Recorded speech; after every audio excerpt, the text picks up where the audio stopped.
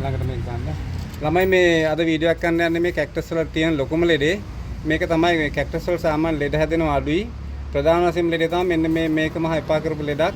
මේ මගේ යාළුවෙක්ගෙන් කලෙක්ෂන් එකක් ගෙනාවා. ඒකේ තිබිච්ච ලෙඩ වගේක්. මේක කියන්නේ කොරපතු කුරුමින් කියලා. මේකට හරියට බෙහෙතක් හරියකට නැහැ. හොඳම වැඩේ තමයි මෙන්න මේවයි හයි ප්‍රෙෂර් අල්ලලා මෙහෙම වොෂ් කරන එක. මේක හොඳට වොෂ් කරන්න ඕනේ.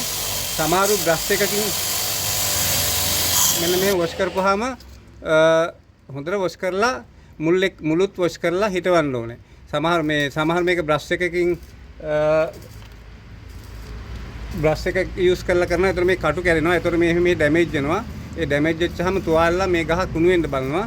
මේ වගේ හොඳට මේ හයි ප්‍රෙෂර් ඇල්ලුවා නම් තමුන් ළඟ නැත්තම් හයි ප්‍රෙෂර් අල්ලලා මෙහෙම අල්ලලා මුළු ටික ඔක්කොම ගියින් පස්සේ හිටවන්න ඕනේ. හොඳටම ඔක්කොම යනකන් ඉඳලා හිටවන්න ඕනේ. ඊට පස්සේ ඇවටකෝ ගැහුවා නම් හරි.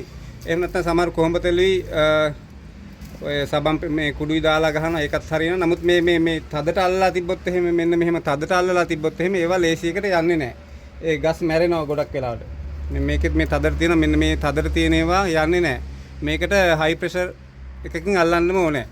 මෙහෙම අල්ලපුවාම හොඳට මුල් ටිකත් එක හොදලා අරපුවාම ඊට පස්සේ සතියක් විතර ගිහිල්ලා හිටවලා